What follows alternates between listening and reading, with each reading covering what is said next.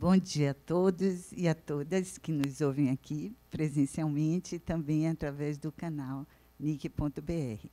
Bom, nosso tema hoje é... Bom, falaremos sobre a inclusão digital dos microempreendedores individuais. Para isso, nós vamos discutir como eles estão utilizando atualmente as tecnologias da informação e comunicação, mais especificamente internet, e quais propostas nós temos para melhorar o potencial de utilização e políticas públicas que devem ser pensadas aqui, discutidas, debatidas com o grupo. Nós vamos trabalhar em 3 rodadas nessa mesa redonda. Cada rodada é de 20 minutos. Na primeira rodada, nós falaremos da situação atual. Na segunda rodada, do potencial e obstáculos a serem vencidos. E, na terceira rodada, falaremos das propostas e políticas públicas. O meu nome é Paula Luede. Eu fiz um trabalho, no mestrado de gestão social sobre o tema, que eu vou apresentar alguns dados para vocês aqui, mas antes eu quero que meus parceiros de mesa se apresentem. Por favor, Saada.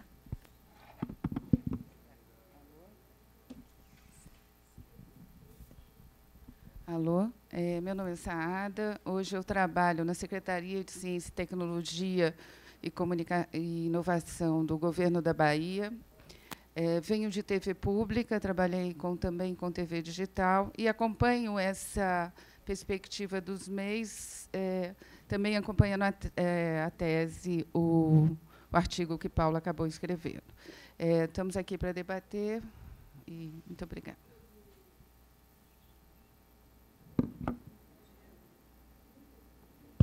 Bom dia a todos e todas. Agradecer muito o convite.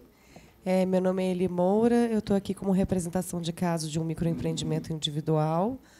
Atuo na área da música, sou da empresa Iduna Produções Criativas. Atuamos como uma empresa de inovação na música, como uma aceleradora, onde somos um coletivo, na verdade, de 4 microempreendimentos individuais, em que nos setorizamos, cada um dentro da sua descrição de CNAE específica, para poder funcionar como um grupo de microempreendimentos individuais. Obrigada.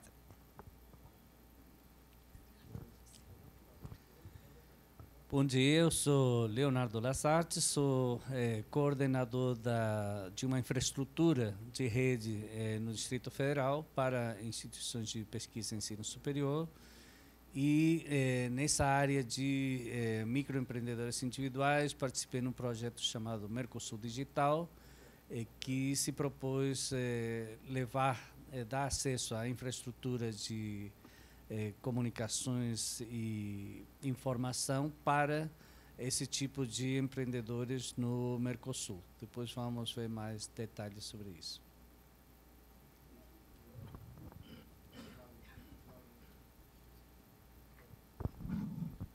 Bom dia a todos. Meu nome é Neantro Saavedra Rivano. Eu sou professor emérito da Universidade de Tsukuba, no Japão, e também sou professor voluntário na Universidade de Brasília.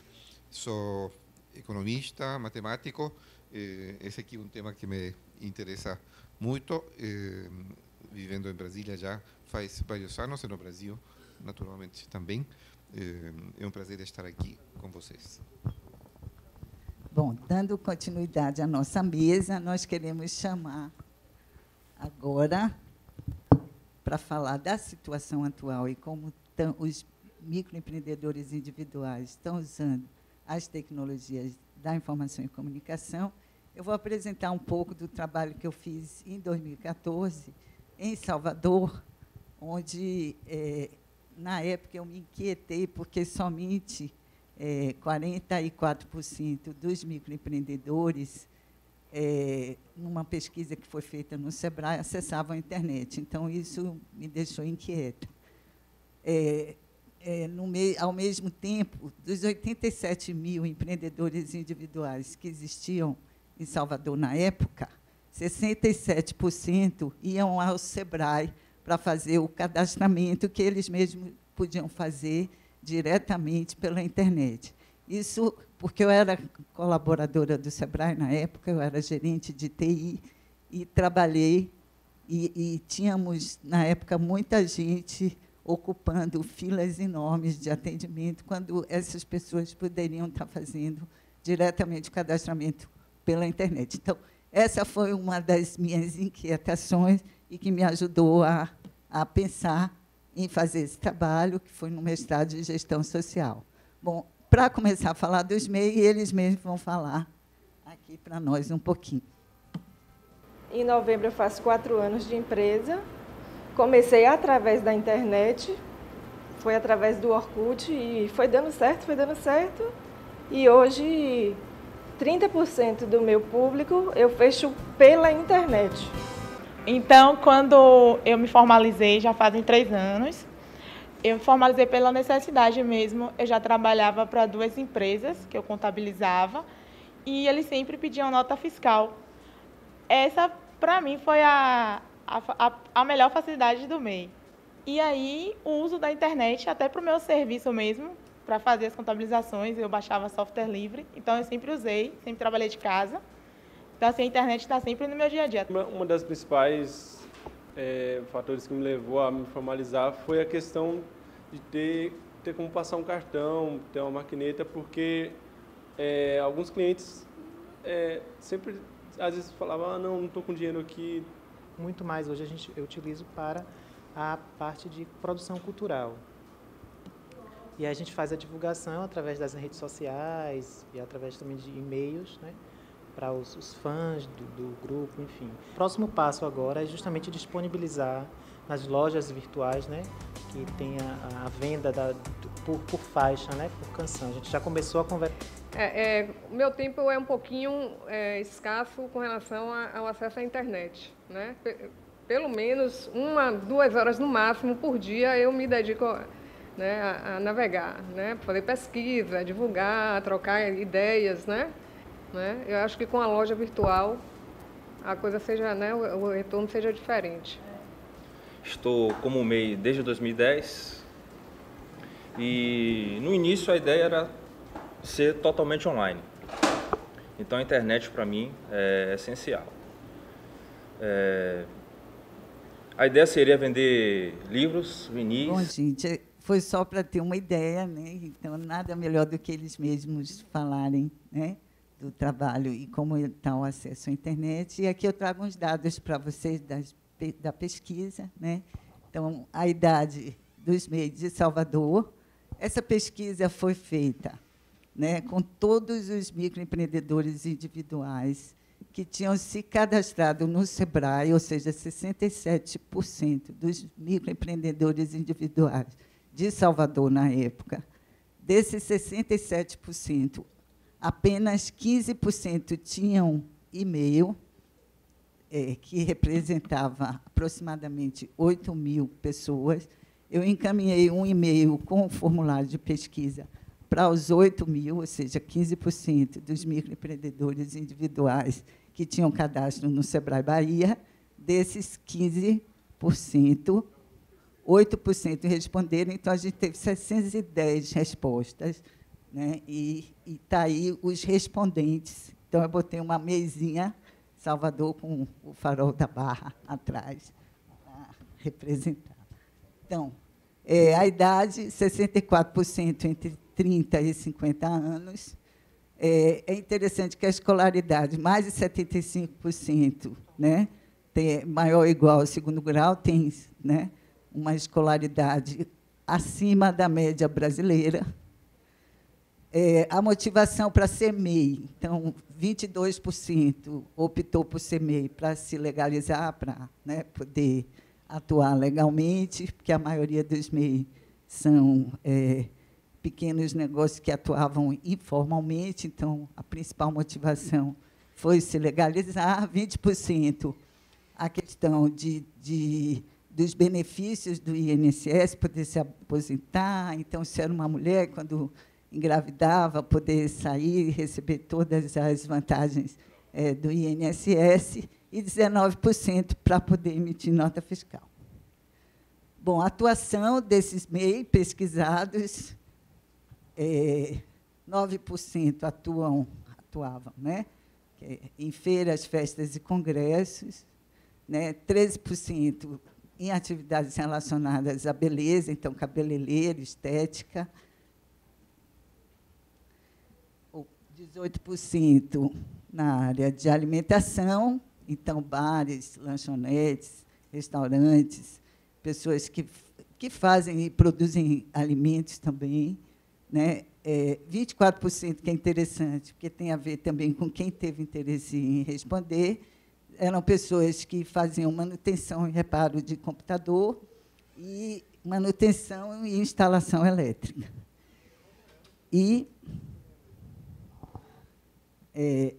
na área de vestuário, 28%, que a maioria dos MEI no Brasil, inclusive, são dessa área, o que coincide com essa pesquisa. Então, tanto no Brasil quanto, né, nessa pesquisa de Salvador, a maior parte dos MEI trabalha com ou vendendo artigos de vestuário ou confeccionando. Então, essa área de vestuário é a mais requerida pelos MEI. Bom, aqui um pouquinho do que eles faturaram. Então, até 79% faturou R$3.000, até R$3.000, o que é bastante pouco, porque o MEI, nessa época, podia faturar até 5.000, né? Hoje, 5.760. Bom, os locais onde ele acessava a internet, então, 54% acessava de casa, 18% do trabalho, e 18% também acessava através de com mobilidade, ou com celular ou tablet. Bom, o tipo de conexão, 44,5% através de conexão fixa em casa, e, já naquela época, 55,5% se conectava através de Wi-Fi, rede móvel. Bom, a velocidade de acesso, eu botei até um telefone desse para mostrar que ainda tinha 3,9% de MEI que acessavam por linha de escada. Deve ter gente aqui que não sabe nem o que é isso. Tinha 16% das pessoas não souberam responder essa pergunta, qual era a velocidade de acesso, e 62,4% acessavam entre 1 e 5 megabits. Bom, o uso principal de internet, 92,2% desses que responderam à pesquisa foi para envio de e-mail, 17,9% redes sociais e 15,5% busca de informações. Então, o MEI, apesar de ser, né, um pequeno negócio, primeiro, é o negócio que mais cresce no país, são 7,5 milhões de microempreendedores individuais atualmente, e, por mais pequenininho que sejam, é estranho que uma empresa, um empreendedor, não utilize a internet para o desenvolvimento, para o crescimento do seu negócio. Então, são essas questões que são intrigantes aqui para a mesa se animar, né? E também quis destacar que eles usam pouco a internet para compras, usavam, né, em 2014, para capacitação e gestão financeira e vendas. Então, um percentual pouco de MEIs. Dos que responderam, que são MEIs que já tinham e-mail, que estão mais ligados a essa área de computador e também de economia criativa, que foram a maioria das respostas, eles ainda utilizavam muito pouco para essa questão de negócio. Bom, então, aqui a gente finaliza essa parte do uso atual, e aí eu abro para a mesa comentar como se sentir à vontade, a gente poder seguir a sequência de Saada falar em seguida. Okay. E os demais. Eu fiz aqui só umas pinceladas que eu acho importante também a gente falar aqui, porque nem todo mundo está envolvido diretamente com o assunto MEI. Então, assim, o MEI é capaz de faturar, no máximo, 81 mil por ano. Isso significa R$ 6.700 por mês. E, com isso, e pagando uma taxa de mais ou menos R$ 52, porque ele não paga imposto de renda, ele tem acesso ao INSS, licença maternidade e aposentadoria. Com a formalização, também ele passa a ter nota, poder emitir nota fiscal, vender para órgãos públicos e acessar soluções financeiras como máquinas de pagamento. Mas só que acontece que, durante este período, inclusive houve um recadastramento no início do ano, cerca de 50% a 60% são inadimplentes com o INSS, ou seja, não pagam 52%. Na Bahia, a gente fez um levantamento e tem a questão do mero esquecimento ou dificuldade de imprimir a cada mês a guia de pagamento é um dos problemas levantados. O outro, porque, geralmente, o MEI, inclusive eu fui possui uma outra atividade, e ser empreendedor nem é tão simples, né? Apesar dele ser uma excelente empreendedora MEI. Você tem que ser, principalmente, quem busca o negócio. Então, você tem uma inadimplência que, em 2016, o governo resolveu mandar os boletos para casa das pessoas, para elas pagarem o INSS. O custo do boleto por correio e a resposta é maior do que a resposta do pagamento. Então, a internet, voltando ao assunto em pauta, é realmente um instrumento imprescindível até para a organização do grupo de MEIs. Acho que é isso, assim, só para... Obrigada, Sandra. Passar para ele. Teve um estudo do Codeplan lançado agora em agosto, no Distrito Federal, que mostra como o microempreendimento individual dentro do setor da cultura conseguiu regulamentar muitos artistas que estavam fora do radar, inclusive para levantamento indicativo. Então, pegando pelo menos pelo meu segmento, que é a ótica da cultura do DF, hoje em dia, como a gente trabalha na Eduna, especificamente, com vários artistas e muitos atuadores, enfim, produtores das artes que trabalham de maneira informal, a gente poder ter uma ferramenta como o MEI é muito interessante, porque são figuras que conseguem agora se regularizar dentro do teu exercício de profissão, independente de emissão de notas, independente de, enfim, até mesmo do INSS, mas eles conseguem entrar como um número indicativo para o próprio poder público, conseguir compreender o volume da cultura dentro do Brasil, para que a gente, quanto segmento e classe, consiga também fazer outras reivindicações ao poder público. Enfim, do meu setor, é isso que eu consigo agregar.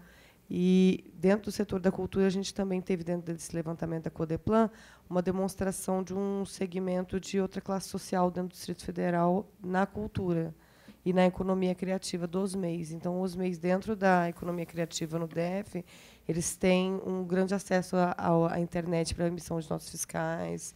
Então, é uma outra fruição dentro do nosso ecossistema também. Excelente. Leonardo,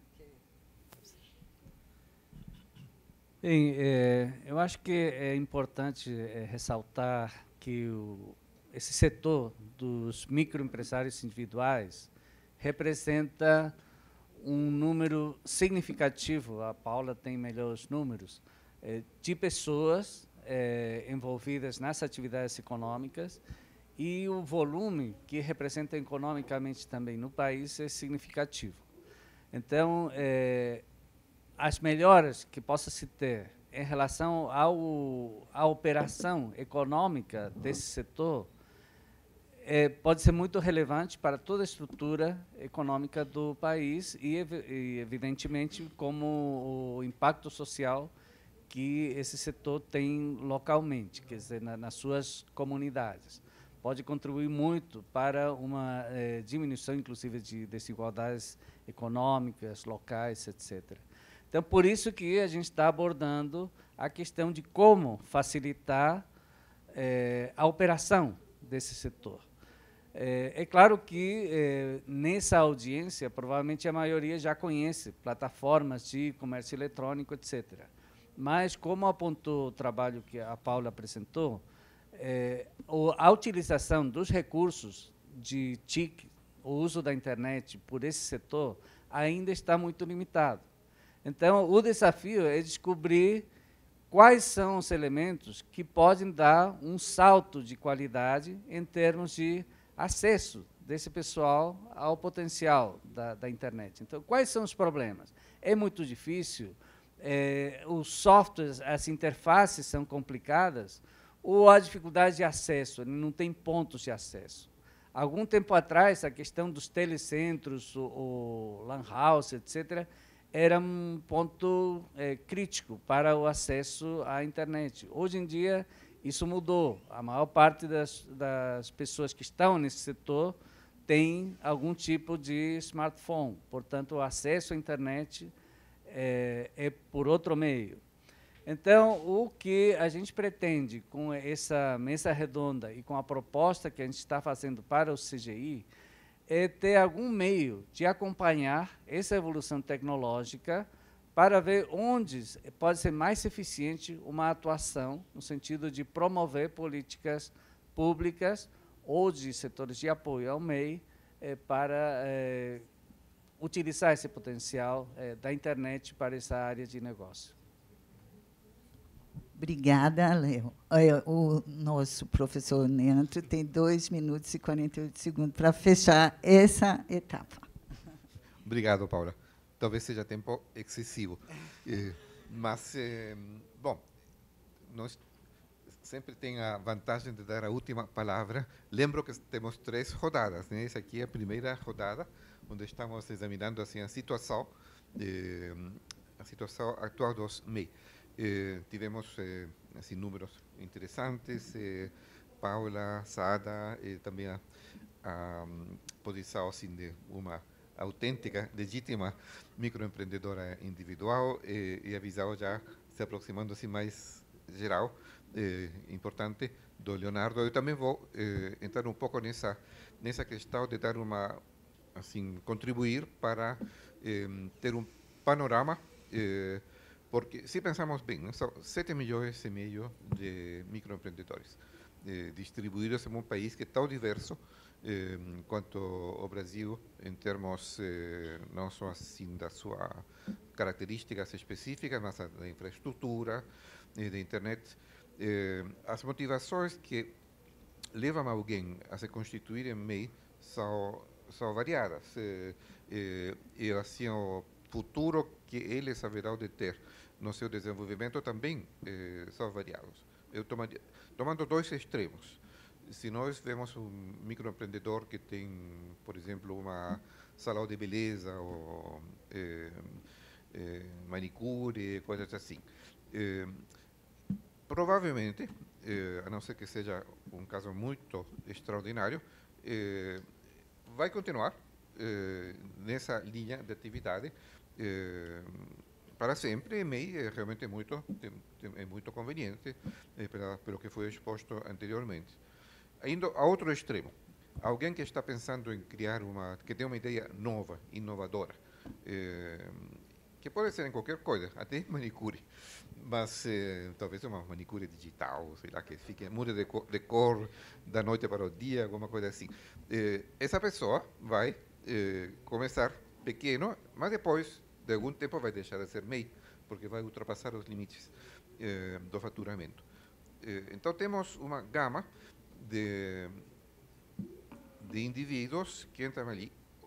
O desafio é poder, naturalmente, proporcionar soluções de internet, aplicações de internet para todas essas pessoas. E todas elas são importantes.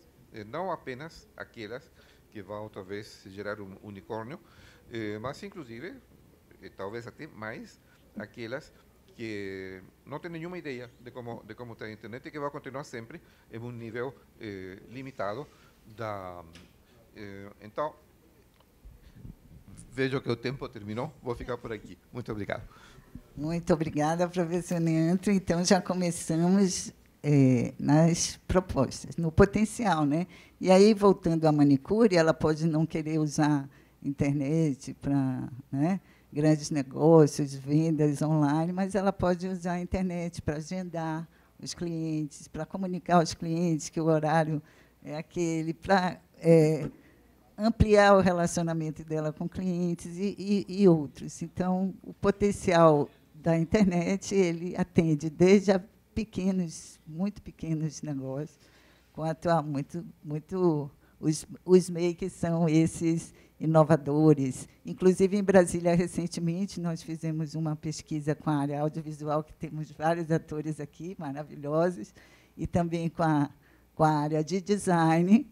E, em Brasília, a maioria das pessoas que trabalham na área de economia criativa são MEI, né? Então, esse estudo que foi feito pela Codeplan mostra que é um caminho de começar, um caminho alternativo. Hoje o emprego está muito difícil e os microempreendedores individuais estão encontrando esse caminho, por isso o crescimento é muito grande, e o que a gente quer com esse trabalho é poder tratar um pouquinho dessas questões de internet.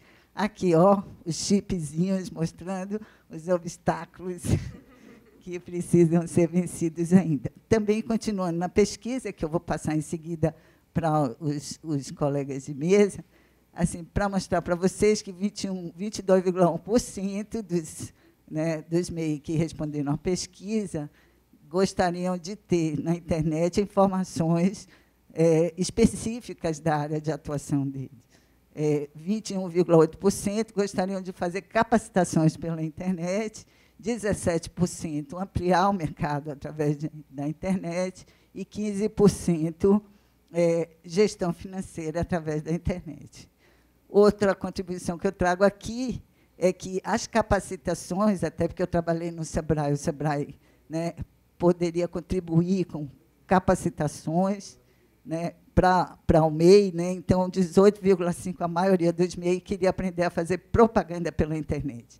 16,2% emitir documentos, então, muitos não sabiam como emitir a nota fiscal, como emitir o boleto para poder pagar, por isso que a inadimplência era muito alta, mais de 50%, porque não sabia emitir.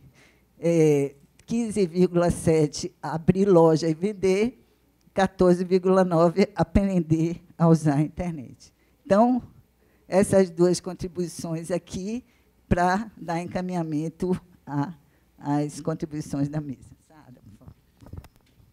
Alô? Vamos lá.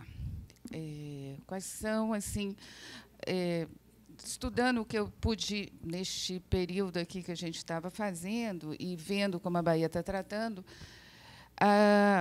o governo do Estado tem um projeto muito eficiente chamado SAC, que é atendimento ao cidadão, que a pessoa chega, tira de identidade a carteira, tudo no mesmo lugar, todos os órgãos, prefeitura, Estado e federais num único lugar. E aí eles criaram agora um negócio chamado SACI, que é o Centro para Empresários. E, desde que começou a funcionar, este ano, especialmente, que foram implantadas alguns novos SACs, eles têm aumentado muito o número de microempreendedor individual que vai para lá, porque a inscrição só pode ser feita pelo portal do empreendedor, que, acima de tudo, melhorou bastante do momento que eu fui MEI até hoje, quer dizer, teve uma melhora no site, uma série de assuntos que realmente melhoraram, e lá tem pessoa, o governo atende, a Secretaria de Administração atende ao MEI e ajuda ele a inscrever, a criar boleto, a botar o KNAI correto para poder avançar. Então, isso também, por outro lado, a Receita, como não deu certo com os boletos, criou um app para você mesmo tirar pelo celular a tal da guia e pagar, provavelmente, pelo banco, pelo celular. Então, tem tido mecanismos para facilitar, via redes, internet e serviços via internet, a vida do MEI. Mas isso precisa avançar muito mais, precisa avançar muito a questão da capacitação de uso dessas ferramentas. Porque a maioria dos MEIs, no Brasil, na pesquisa do SEBRAE, das estatísticas, estão em duas grandes categorias, né? Varejistas de acessórios e vestuários e cabeleireiro. Aí, manicures e todas as sequências. E a terceiro lugar, que muda, é marmiteiro, mas o setor de alimentação, casas de chá, tem muita gente atuando neste setor, mais do que na cultura, por exemplo, como o MEI. Então, principalmente a área de alimentação, é necessário realmente que o Estado comece a dar vários cursos por conta da questão alimentar mesmo, para melhorar a qualidade daquele produto que está sendo vendido. Então, eu acho que há muito que avançar neste projeto. A internet e um processo de multiplataforma que trabalhe com redes sociais, com sites, com WhatsApp, né, que virou o nosso grande queridíssimo do momento, possa realmente trabalhar com o MEI nesse sentido. Mas, acima de tudo, também eu acho que tem que se pensar na capacitação online ou on-site, mesmo em alguns lugares onde o governo... Porque o crescimento é exponencial. O primeiro levantamento que eu fiz de Salvador, em 10 dias aumentou 2.000 MEIs, pelas estatísticas do próprio SEBRAE. Então, é um número expressivo que eu acho que só tende a aumentar. É isso.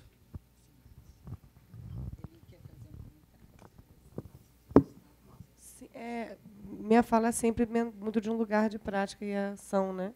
Porque não é um setor que eu levanto pesquisa. Mas eu acho interessante porque eu tive uma empresa limitada em 2006 e hoje em dia eu sou microempreendedor individual. Então, para mim, os comparativos desses dois sistemas, principalmente com o MEI, com o portal do empreendedor, que a Sarrada comentou, eu acho tão interessante porque existiam tantas dificuldades quando eu era uma empresa limitada, quando eu era ME, e hoje em dia, quanto microempreendedor individual com o portal do empreendedor, eu acho que eu reduzi pelo menos 20% do horário que eu gastava mensalmente dentro de dificuldades administrativas, desde a emissão de uma nota fiscal eletrônica até mesmo a declaração de imposto de renda, que ficou 400 mil vezes mais fácil. Apesar disso, todas as figuras que eu ajudo, que eu construí um passo a passo para cadastro de MEI para artistas no Distrito Federal, e todas as figuras que eu faço esse auxílio, têm muita dificuldade, porque, ainda assim, existe um processo o qual as pessoas não estão muito acostumadas, né? Mesmo tendo o portal do empreendedor sendo mais fácil agora o acesso, tendo essa facilitação. E existem ainda alguns processos que estão sendo azeitados ao longo do tempo, mas como, por exemplo, até mesmo conseguir as emissões de chave pós-geradas, né? Porque as chaves elas não conseguem ser resgatadas digitalmente. Você tem que ir até a secretaria, conseguir fazer todos os resgates de chaves, às vezes para fazer uma declaração de imposto. Então, existem algumas pequenas questõezinhas, assim, como o portal do empreendedor não ser acessível para iOS, só para Android, e várias adaptações que vêm acontecendo, né? Mas foi um avanço, sim, que eu mesma, enquanto trabalhadora, fico muito contente que cada vez mais tem avançado, né? Já mais com o uso da internet. Bem, eu acho que está claro que uma das questões chave, um obstáculo que está colocado, é o fato de a dificuldade para ter acesso às plataformas, aos elementos que já estão disponíveis. Então, essa questão da capacitação, sem dúvida, é um dos pontos que tem que ser observados em qualquer programa, seja do governo, seja de instituições como o SEBRAE, que dão apoio para os microempreendedores individuais. E tem uma questão que está atrelada a essa questão da capacitação, que eu coloco meio entre aspas, porque temos que ver que as formas de permitir que a pessoa se empodere de cada uma das tecnologias varia muito, porque as tecnologias estão em grande evolução. Então, por exemplo, a questão dos portais é uma questão que, tudo bem, vai continuar existindo e tal, mas está superada pelo paradigma dos aplicativos. Os aplicativos, você mesma falou, esse aqui tem para Android, não tem para iOS. O ambiente, atualmente, em que as pessoas interagem com a internet, com a informação, é essencialmente através dos smartphones e dos aplicativos. E a Sarda mencionou, por exemplo, o WhatsApp. tem uma evolução muito rápida, não só na tecnologia em si, como tecnologia, mas na apropriação social das diferentes tecnologias. Então, não é muito diferente um Twitter, por exemplo, de um Facebook em termos tecnológicos, mas a utilização social dessas duas mídias ou do Instagram são diferentes. Nem falar, então, no WhatsApp que você mencionou, que é, apesar de tudo ser via internet, tem outra característica totalmente diferente. Então, há um desafio de acompanhar com rapidez essa evolução tecnológica e permitir que as pessoas que já na prática se apropriam dessas tecnologias, simplesmente porque usam a mesma tecnologia para gerenciar o seu negócio que para falar com a mãe, com os filhos. Então, o desafio é o Estado ou essas instituições tipo o SEBRAE reagirem com a rapidez que a evolução tecnológica exige. Para isso, já avançando um pouco nas propostas que o grupo traz... Não? Então tá bom. Fui censurado. Desculpe-me por invadir as atribuições da nossa moderadora, mas... Fique à vontade. Mas, não, que a ideia é ter essas etapas e, eventualmente, alguém pode falar mais de uma vez durante cada etapa, já que é formato de mesa redonda, né? Não é formato de painel, mas a ideia é que seja bem flexível. Bom, tem aqui a questão de potenciais e obstáculos, né? Acho que, de novo, cabe examinar. Tem alguns aspectos que são gerais, assim que se aplicam a todos os meios, mas depois vai ter outros que são específicos ao tipo de atividade dos meios. Se são economia criativa, por exemplo, ou se são atividades assim mais supostamente mais rotineiras. Mas talvez naquelas mais rotineiras é onde o potencial é ainda maior, porque claro, tem a questão de infraestrutura básica, a questão assim, de capacitação dos meios para poder entender. Naturalmente, isso vai nos dois sentidos, porque as plataformas, as ferramentas de uso da internet têm que ser também feitas de forma que sejam mais amigáveis para as diferentes categorias de usuários. O trabalho não pode ser unicamente dos usuários de chegar a entender a complexidade dessas ferramentas. Também as ferramentas devem se adequar. Então, aí há lições para os dois lados, os desenvolvedores e os MEI que devem aprender. Mas nós temos, em termos de potencial, o que existe já, o que é possível em TICs é muito grande. Tem todas aquelas tecnologias básicas, Internet das Coisas, Big Data, capacidades de comunicação, etc. Como isso cria potenciais para diferentes categorias de MEI. Eu acho que aí vai depender de cada linha de atividade e tem, então, tarefas a serem feitas tanto pelos desenvolvedores de aplicações específicas ou de plataformas, outras ferramentas, quanto pelos próprios meios para ir se capacitando. Vou ficar por aqui porque acho que pode ser que a pessoa queira falar mais sobre este mesmo tema. Né? Eu gostaria de complementar até um pouco o que o Leonardo falou também, até porque na época eu fiz a pesquisa na Bahia e eu fiquei bem preocupada, porque o baiano gosta tanto de rede, mas estava em 20º lugar em conexão, né? Fixa, então isso me assustou bastante. Né, então, só as grandes cidades que tinham um bom acesso. Então, essa questão de acesso à internet no país é um dos obstáculos a serem vencidos, né? Então, eu penso que isso, tanto o custo de acesso à internet é alto, né? Então, os MEI têm que pagar uma boa parte do que recebem, né, para esse custo de conexão, de comunicação, quanto à dificuldade. Então, lembrando que eu mostrei que muitos deles, né, tinham um acesso limitado, porque não tinha como pagar um acesso melhor, né, uma velocidade de acesso melhor. Então, enquanto lá na Singapura, no Japão, está todo mundo nadando, aqui a gente tem muita dificuldade de acesso à internet.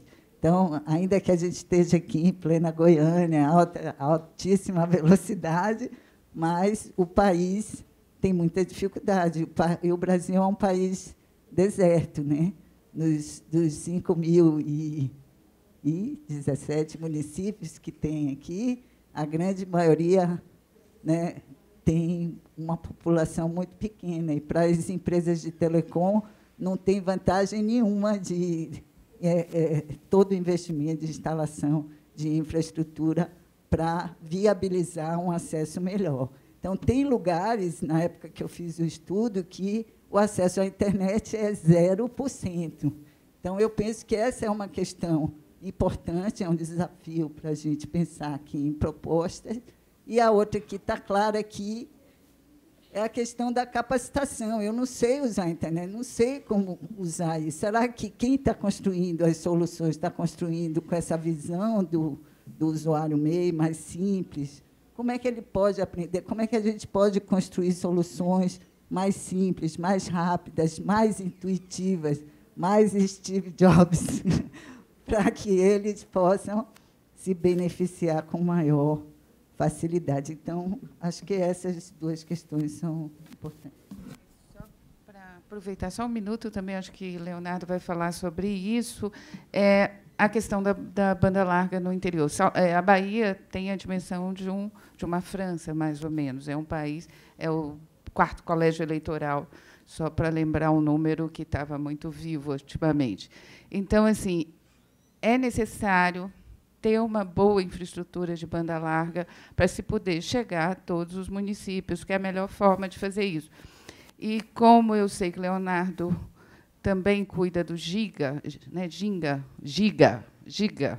que tem o Ginga, que é da TV pública, mas aqui a gente está também tentando uma parceria, o governo do Estado está pensando nisso, de fazer um grande backbone junto com o backbone nacional, que eu acho que isso, através da Rede Nacional de Pesquisa, que Pernambuco fez com o BIRD, para dar competitividade ao criador de renda lá do interiorzinho. Então, a importância de um processo de estrutura de internet, de banda larga, de comunicação robusta, porque dá competitividade à rendeira lá do meio do sertão de Pernambuco, que pode passar uma nota fiscal numa maquininha e ser MEI.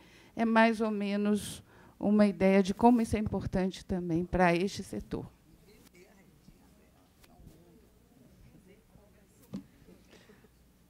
Realmente, essa questão da infraestrutura de acesso é um ponto crítico e, de novo, muda muito com a evolução de tecnologia. Ontem teve uma mesa redonda aqui do lado sobre redes comunitárias. As redes comunitárias têm um ponto de acesso na cidade, no povoado e tal, e depois se espalha por tecnologias que são muito diferentes das habituais. Então, tem desde essa apresentação que foi feita ontem com rádios, eu não vou entrar na parte tecnológica, mas essencialmente com 4 ou 5 equipamentos de rádio, se cobre um povoado mais ou menos de, sei lá, umas 50, 100 casas, enfim. Tem outros mecanismos que, inclusive, são bastante utilizados na África, onde a infraestrutura em muitos países é menor que a nossa, onde você estabelece redes que são feitas de celular em celular. Então, essencialmente, você recebe a conexão em algum ponto e você estabelece uma rede entre todos os celulares de diferentes casas, diferentes pessoas. Então, esses mecanismos também têm que ser explorados, é claro, não pelo próprio microempreendedor individual, mas por quem oferece a infraestrutura. Temos, então, tecnologias variadas para poder superar essa dificuldade que você está falando. Excelente. Eu agradeço a Léo, que ele já começou a introduzir as propostas, que a gente vai anotar aqui, todas elas, e vamos também ouvir de vocês contribuições, porque são todas muito bem-vindas. O que vocês puderem contribuir para nós vai ser bastante útil. Nós vamos estar absorvendo todas essas propostas. E aqui também, só para dar uma animada na mesa, a gente pensa na ideia de construção de indicadores, ampliar os indicadores para medir como realmente os microempreendedores estão utilizando a internet, né? Porque o SEBRAE tem uma pesquisa, que é o perfil do MEI, que ele é uma pesquisa histórica, que anualmente ficou uns 2 anos sem publicar, mas em 2017 tem a pesquisa em que essa questão não é aprofundada, de acesso às tecnologias, das dificuldades que eles têm. Então, essa questão está nas entrelinhas, quando o microempreendedor diz que prefere uma capacitação online, mas não está claro, quais são as dificuldades dele. Por outro lado, o CGI, que tem pesquisas maravilhosas e publicação do TIC Empresas anual há muitos anos, publicou em 2010 a última pesquisa sobre microempreendedor. Em 2010, o microempreendedor individual estava nascendo, então não tinha informação nenhuma. Em 2017, publicou uma nova pesquisa, mas tem muito pouca informação sobre os MEI. Só tem um anexo que fala que praticamente 41% dos MEI não acessam a internet. Então, é interessante explorar esse assunto, entender que indicadores podiam colaborar com a evolução e a realização de pesquisa de políticas públicas e colaborar com as pesquisas, tanto do CGI quanto do SEBRAE. Meus colegas vão falar mais sobre isso, é só para dar uma animada.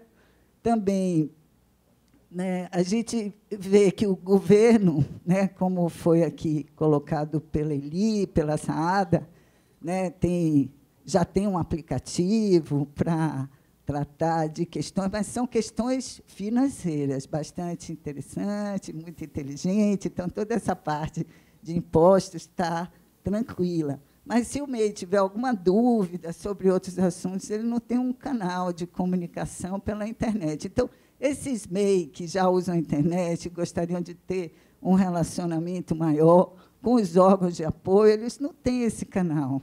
Então, é uma outra proposta que eu penso que a gente podia explorar. Então, está aqui um pouquinho no portal do empreendedor individual, do empreendedor, né, que é o portal do MEI. Então, eles abordam mais essas questões relacionadas a pagamento, parcelamento. Então, tudo bem, a Secretaria, o Ministério da Fazenda, né?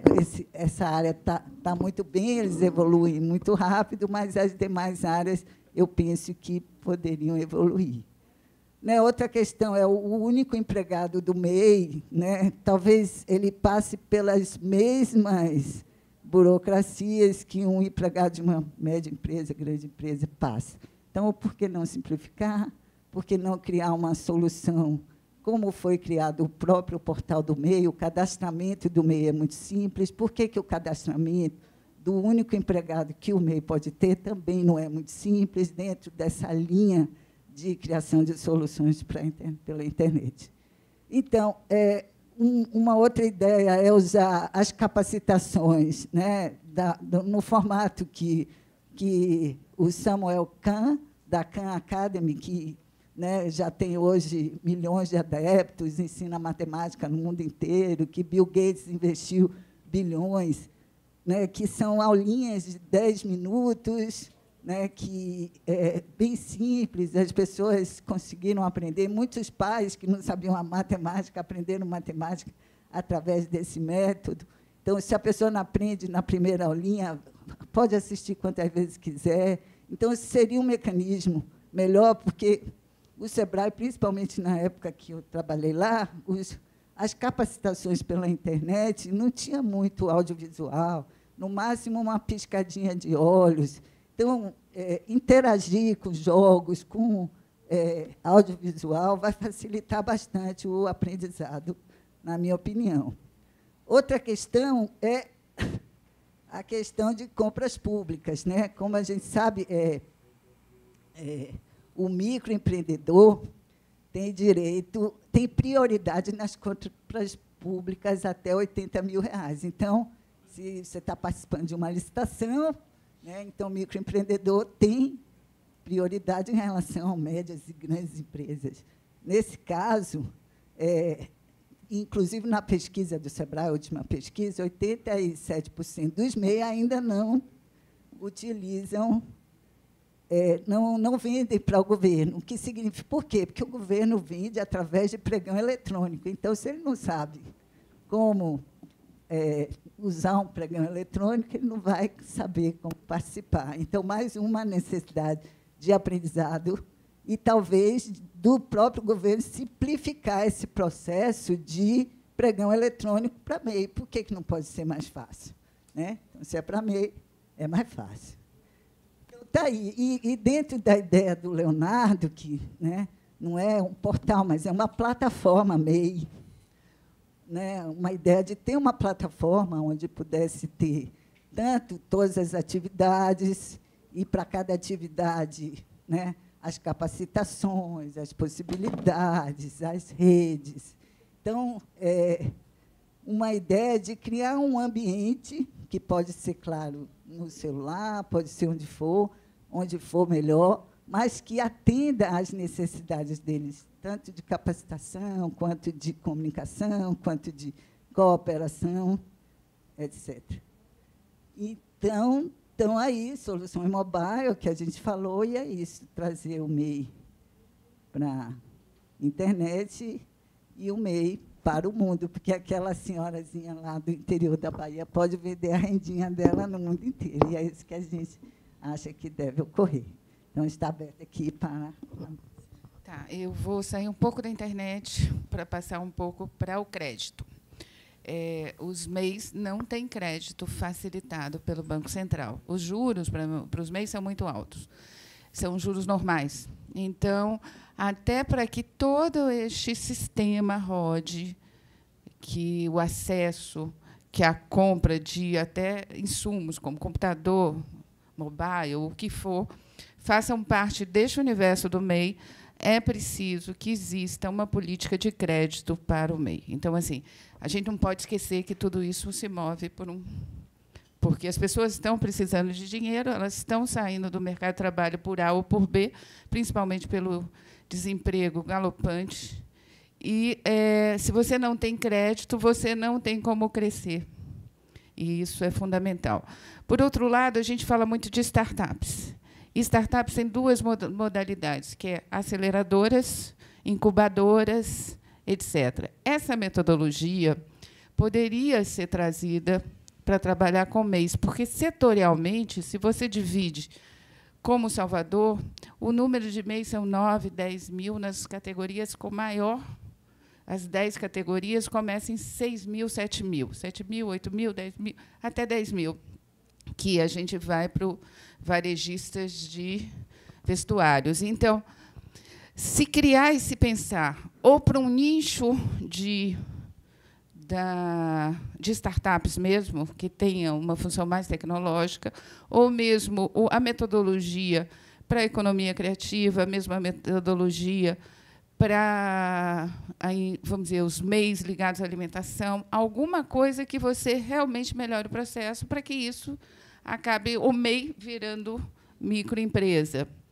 Porque o caminho pode ser este, como um caminho de evolução, ou pode ser, como já discutimos com o Neantro, permanecer MEI, para ter ali sua renda, que não querer sair daquele universo que a pessoa está. Mas eu acho que a questão do crédito é fundamental, associada a algumas estratégias também que podem ser utilizadas, que já são utilizadas na área de tecnologia, para áreas de economia criativa, alimentação, áreas mais nichos do próprios MEIs. É isso. Eu queria trazer um pouquinho, voltando ao que tu levantou também, da questão do B2C por e-commerce, né, que eu acho bem interessante, e falar um pouco também da questão do B2B e do B2C, porque o business to business ele acontece de uma forma mais expressiva, até onde eu consigo enxergar, desde a comunicação via WhatsApp, ou às vezes até por WhatsApp Empresas, né, que é a plataforma empresarial do WhatsApp. Mas o e-commerce teve uma pesquisa do pessoal de moda do Uniceub lá em Brasília, onde foram 3 mil mulheres entrevistadas, e das 3 mil, 75% dessas mulheres falaram que tinham medo de comprar via e-commerce. E é uma relação difícil, eu acho que para muitos setores, numa opinião pessoal. E é difícil você estruturar agora, quanto empreendedor, um sistema de e-commerce, por mais que você consiga construir dentro do Facebook, plataformas de redes sociais que já têm um sistema mais ergonômico, mais intuitivo para o usuário, né, que ele até consiga fazer uma venda online, desenhar, por exemplo, uma jornada do usuário dentro de um Facebook para a tua pequenina empresa é impossível. E fazer isso até para uma pessoa que tem noção disso já é muito difícil também, né? Então, como a gente está numa etapa de propostas, o que eu trago muito da experiência do music business, do campo da música, que é minha área de atuação, são muitas cartilhas de capacitação, né? Cartilhas que consigam ter passos a passos para poder conseguir demonstrar como o e-commerce pode ser desmistificado, como que você consegue, o microempreendedor individual, mesmo a vendedora de rendinha do interior, consiga, de fato, colocar a rendinha dela da melhor forma possível e chegar em figuras com maior potencial, né? Na França, teve uma figura que eu achei engraçado vocês usarem o exemplo da rendinha, porque na moda teve uma figura que era uma freira que fazia renda e que foi descoberta pela Calvin Klein, porque ela um dia colocou dentro de uma página de uma rede social o produto dela, uma foto, e era uma coisa muito delicada. Então, os acessos, né, que podem ser proporcionados de ampliação desses pequenos negócios é infinito se o empreendedor conseguir ser capacitado dentro desse setor do B2C, né? Bem, tem um aspecto que a Paula mencionou rapidamente e que é uma das propostas que o grupo está trazendo para o CGI, que é a questão dos indicadores. Se você quer facilitar o acesso do MEI às TICs e ver como que esse acesso pode potencializar seus negócios, você precisa conhecer realmente o que está acontecendo.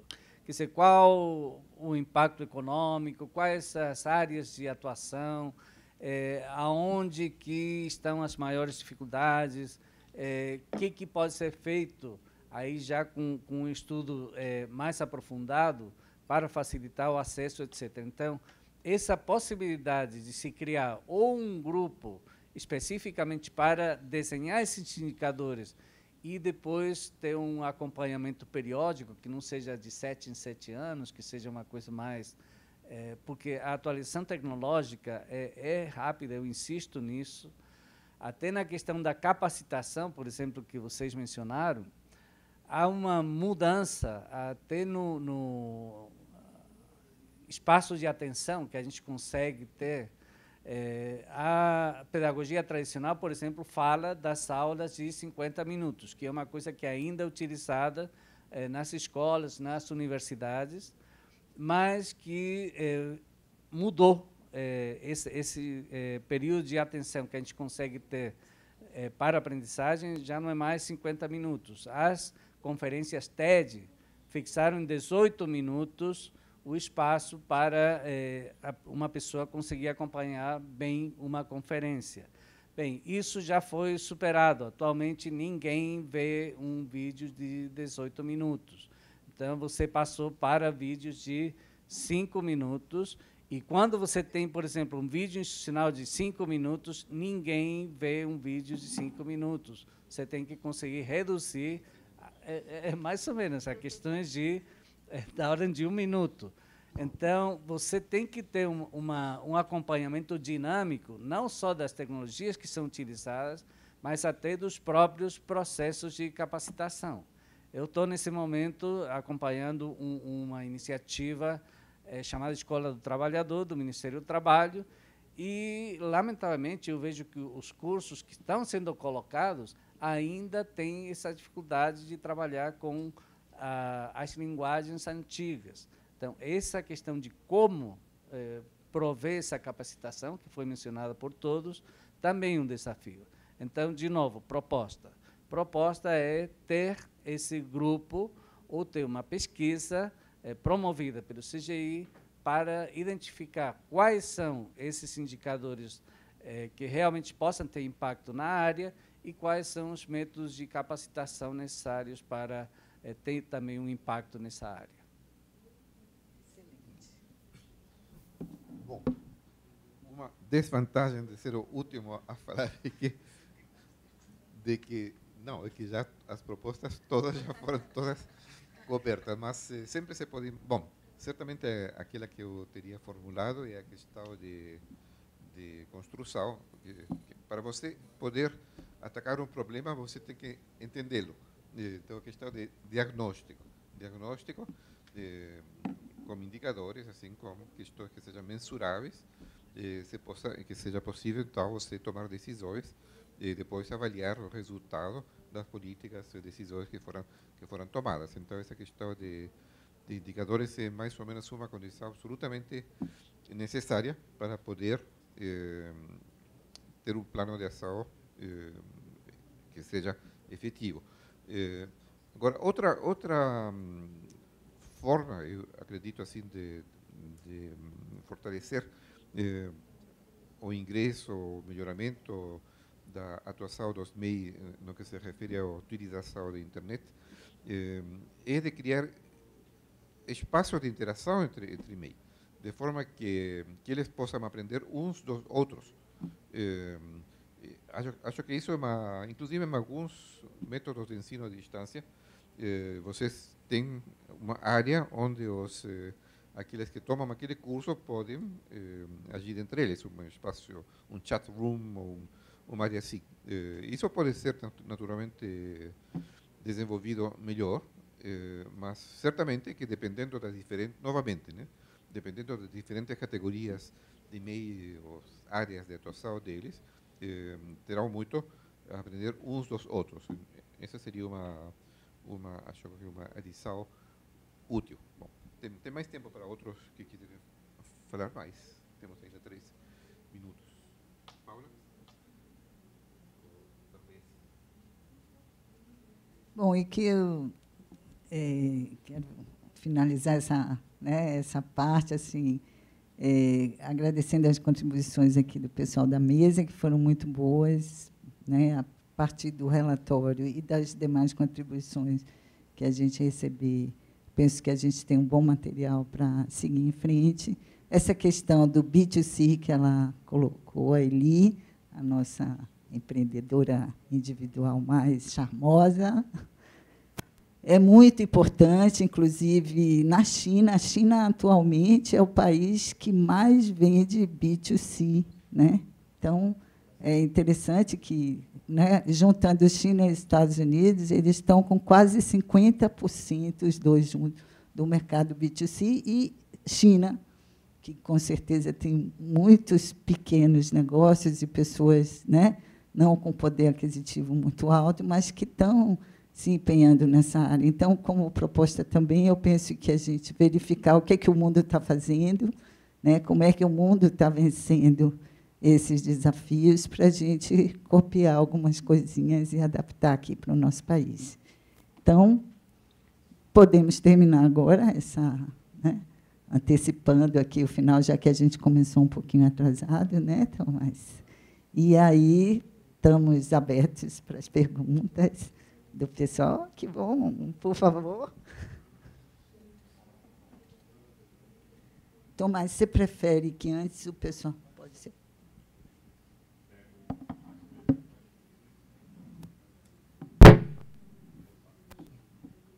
A gente pede, por favor, que você se identifique, porque está gravando. Marcelo Saldanha, né, do Instituto Bem-Estar Brasil. Queria fazer 2 contribuições para a questão do acesso, né? O professor já tocou no assunto de redes comunitárias, né? Nós atuamos, né, com redes comunitárias. E eu queria dar alguma contribuição, porque dentro do processo de redes comunitárias, um dos atores principais também é o MEI. Né? Desde 2008, a gente vem fazendo uma discussão com a Agência Nacional, né, de Telecomunicações, para poder permitir que as comunidades, aquelas que geralmente estão em áreas de exclusão, elas possam criar suas próprias redes. E um dos processos de sustentabilidade dessas redes é a identificação de atores locais que possam, ou que já tenham algum conhecimento, ou que possam receber, né, logicamente, uma capacitação complementar para poder operacionalizar essas redes. Né? E nós estamos falando de infraestruturas bem mais simples do que infraestruturas de grandes empresas de telecomunicações e que tenham, né, logicamente, uma qualidade de serviço, né, e feito de forma autogestionada pela própria comunidade naquela região que tem a falta do acesso. Então, queria deixar como sugestão para o grupo, inclusive, né, para os governos, porque a segunda proposta tem exatamente a ver também com os governos, do estímulo aos microempreendedores para capacitações simples, né, de como operam essas redes e fomentar, através deles também, a criação de redes comunitárias, que é o que a gente vem fazendo ao longo desses anos. Né? Voltamos, inclusive, agora de Alagoas com um case que era clássico de microempresários fazendo a manutenção da rede. Né? E a segunda proposta, qual é o problema que a gente está enfrentando? Muitas barreiras já foram eliminadas na questão regulatória, que antes era tido como crime, né? Só a empresa que podia prestar serviço de internet, e com as novas resoluções agora isso caiu por terra.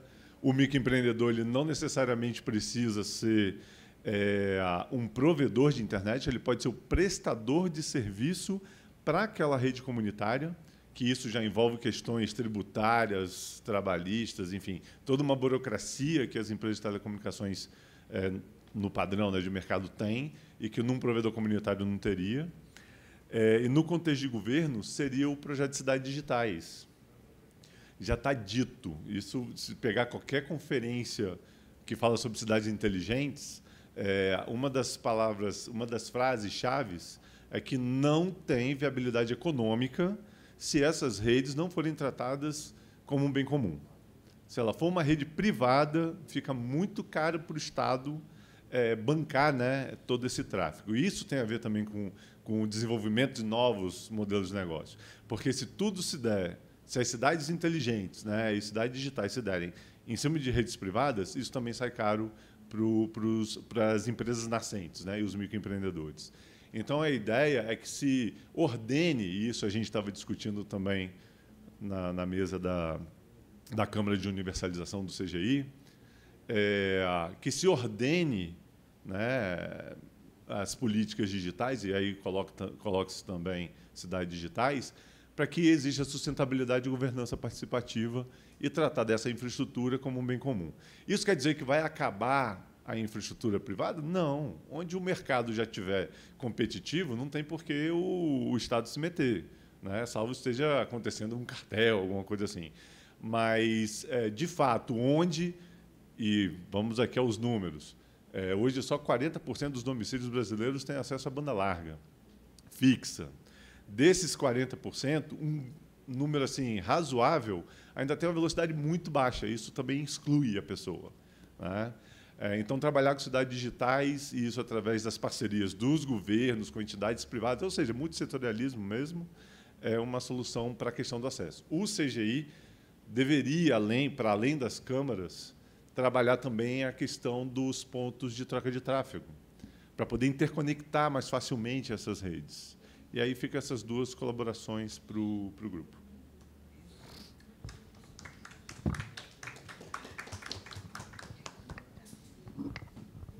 Eu acho fundamental, só para pegar um pouco o gancho, porque eu vi nascer cidade digital e morrer. Então, se você não tem uma governança mais coletiva, não existe. E essa ideia das rádios comunitárias ou da internet comunitária, vamos chamar assim, é uma coisa fundamental.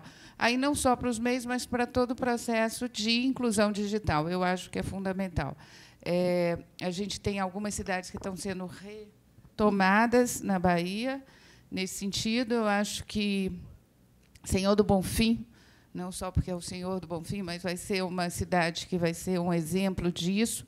E eu acho que essa proposta devia até ser conversada com eles, porque tem aderência mesmo. Só lembrando, veio o Senhor do Bonfim, mas é realmente quem está fazendo um projeto de cidade digital muito avançado, até com apoio da RNP também. É isso.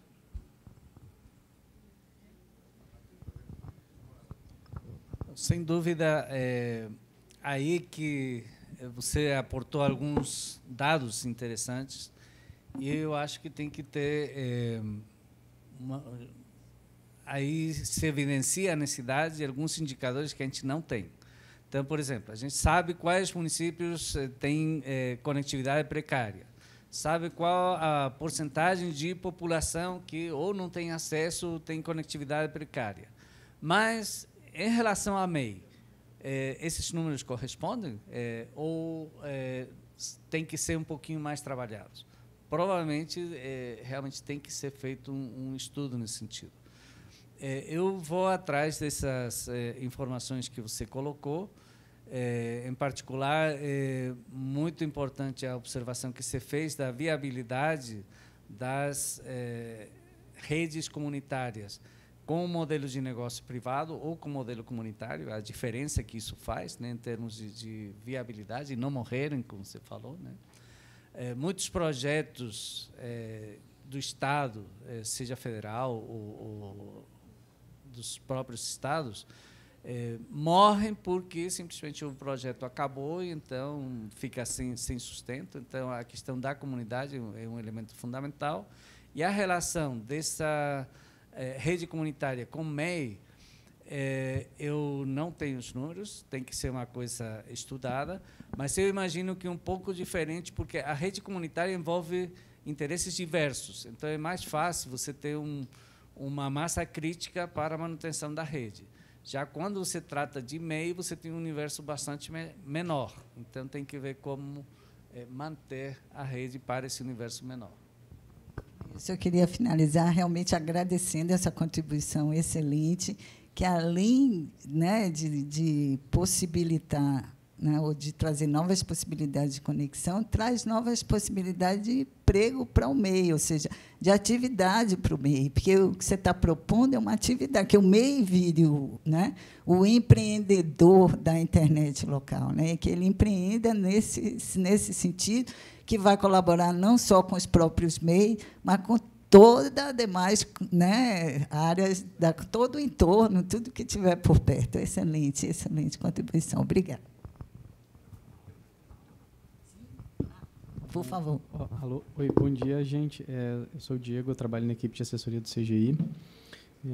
Acho que eu não vou fazer uma contribuição tão substancial quanto a de Saldanha, mas, em primeiro lugar, eu vou dizer que tanto eu quanto outros colegas que estão assistindo, a gente vai levar a informação que a gente colheu aqui a respeito dos interesses para o desenvolvimento de indicadores e estatísticas para o CETIC.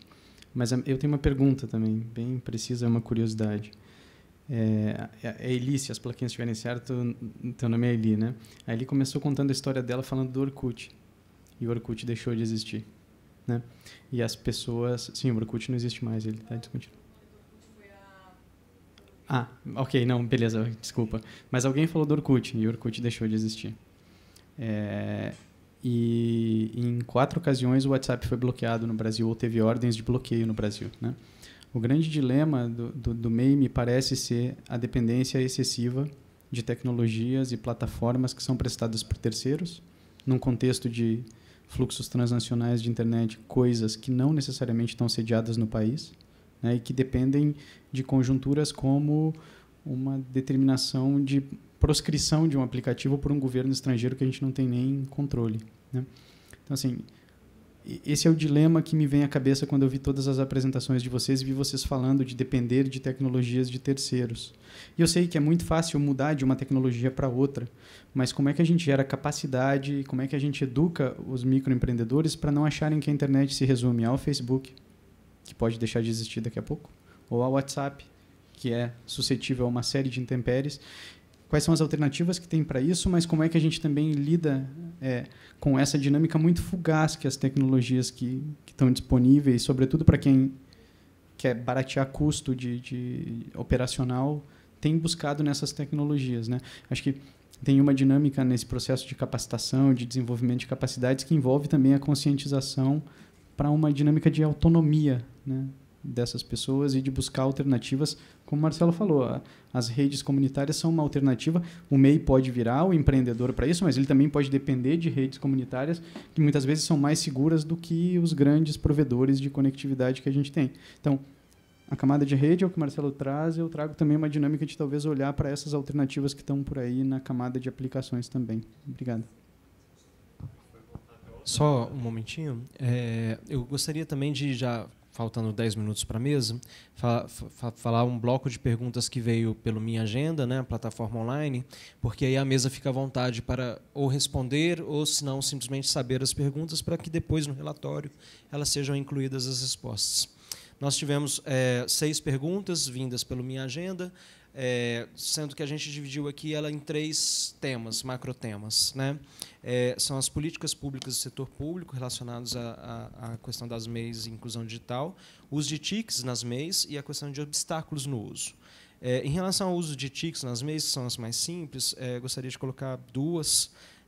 Uma é mais um comentário, né, da Evelyn. Tenho a impressão que a maioria das empresas que estão na internet nem se formalizaram. Conheço muita gente que vende por redes sociais, mas não tem CNPJ. Mais uma outra, que é uma pergunta,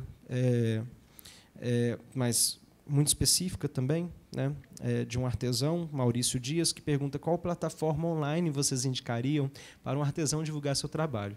Hoje ele usa o Elo 7, mas gostaria de conhecer outras.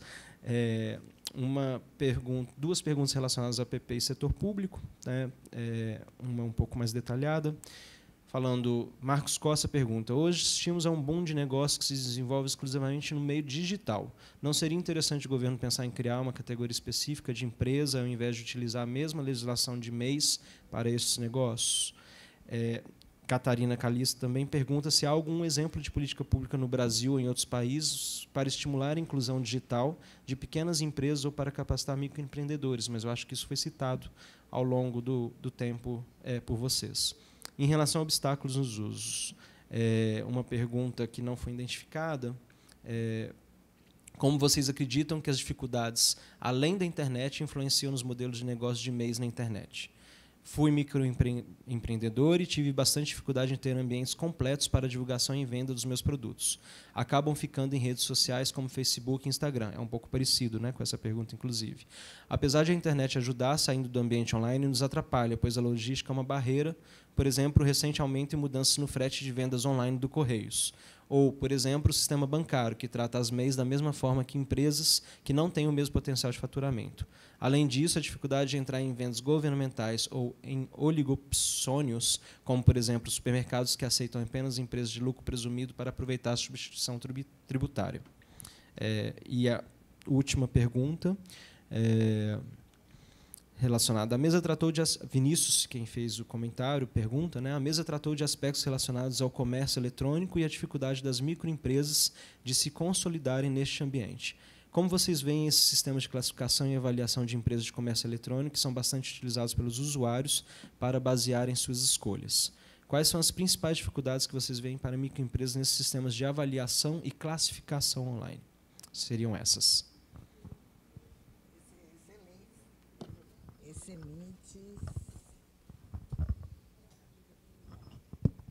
Excelentes e complexas as perguntas, né? Penso que algumas a gente já pode responder agora, inclusive uma delas, né, a sugestão, né, aqui do nosso representante CGI de ter, né, aplicativos criados também por, né, pessoas daqui. E quanto mais a gente estimular soluções internas, que o Brasil é um país dessa dimensão, a gente tem mesmo que se apropriar de tudo isso e utilizar da melhor maneira possível. Quanto aos aplicativos melhores, a gente pode estudar e responder com maior propriedade essas perguntas. Você quer? Bom, isto aqui é uma mesa redonda.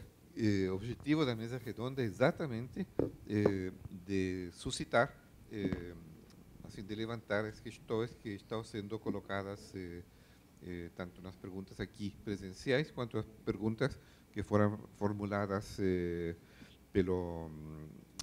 através da minha agenda. Certamente que nós não temos a pretensão de oferecer respostas agora a todas essas questões.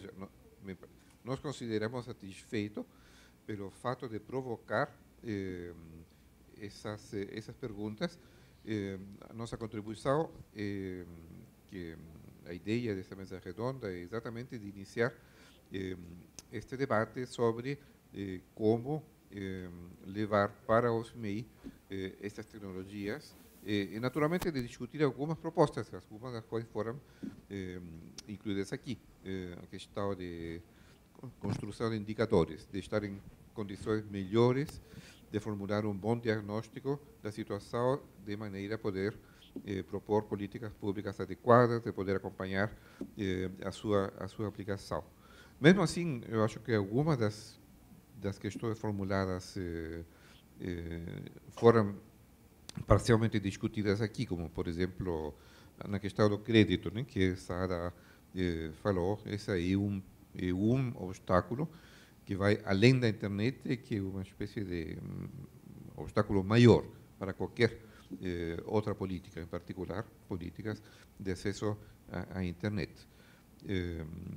Você falou a questão da experiência internacional também, que acho que é uma questão importante, que deve ser analisada para ver, naturalmente, os países são todos diferentes, mas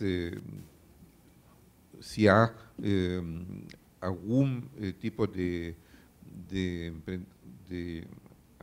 figura semelhante àquela dos MEI, em que países, que políticas já têm sido, certamente há lições que poderiam ser extraídas.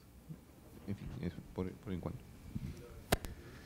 Gostaria de comentar em relação à fragilidade que se tem com os aplicativos que são utilizados, sobre os quais a gente não tem controle. Há um desafio grande nesse sentido, que é conceitual e é global. Vocês sabem que a China, por exemplo, obviamente, vê esse problema e tem um enfoque bem característico, que é, tudo bem, eu não vou depender da internet dos outros. Eu vou fazer a minha internet, vou fazer os meus aplicativos, só falta dizer que não vai mais usar IPv4, IPv6, enfim. Não chega a esse extremo, porque, apesar de ter um mercado de 1 bilhão e 600 milhões de pessoas, que quer dizer, é um mundo, pode simplesmente fechar as fronteiras e está tudo resolvido, né? Mas, apesar disso, obviamente, a China cresceu, e é o que é pelo comércio que ela tem com o resto do mundo. Então, você tem esse desafio duplo.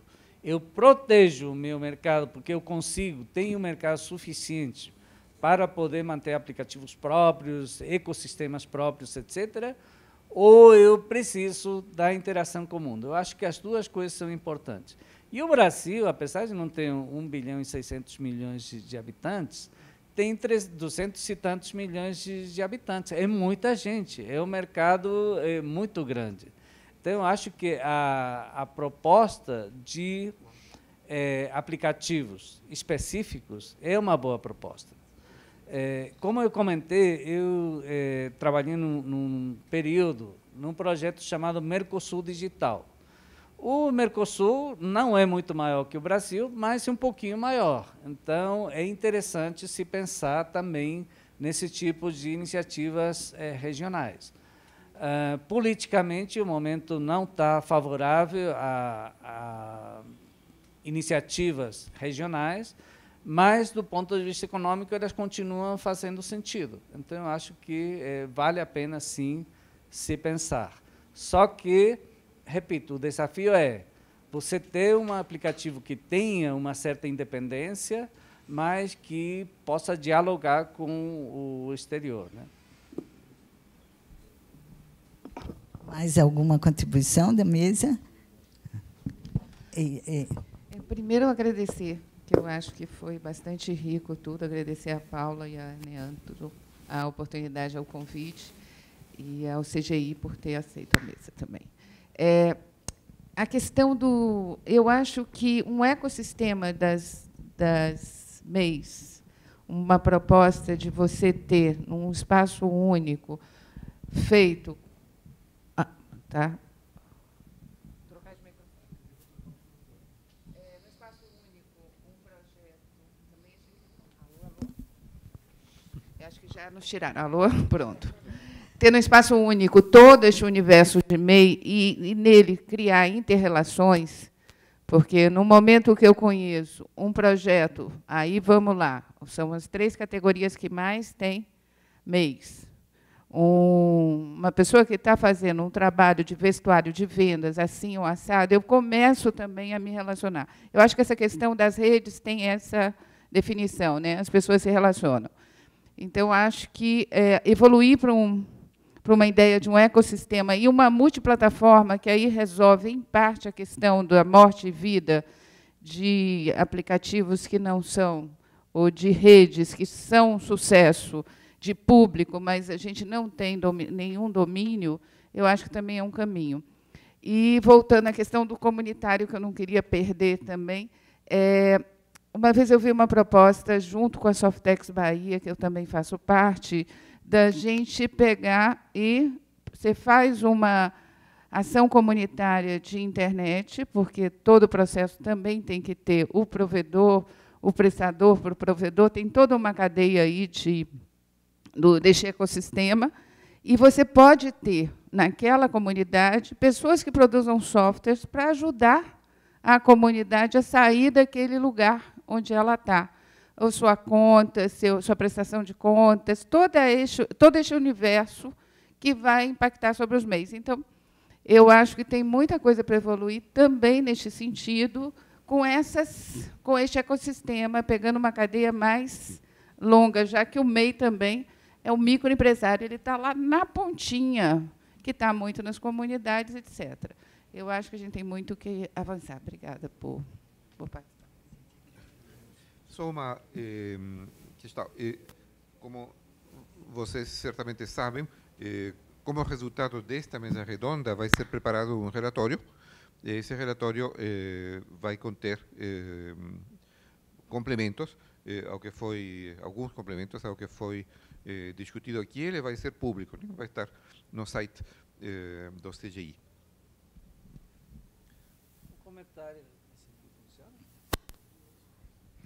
Um comentário rápido, para não deixar as perguntas que vieram pela internet sem responder agora.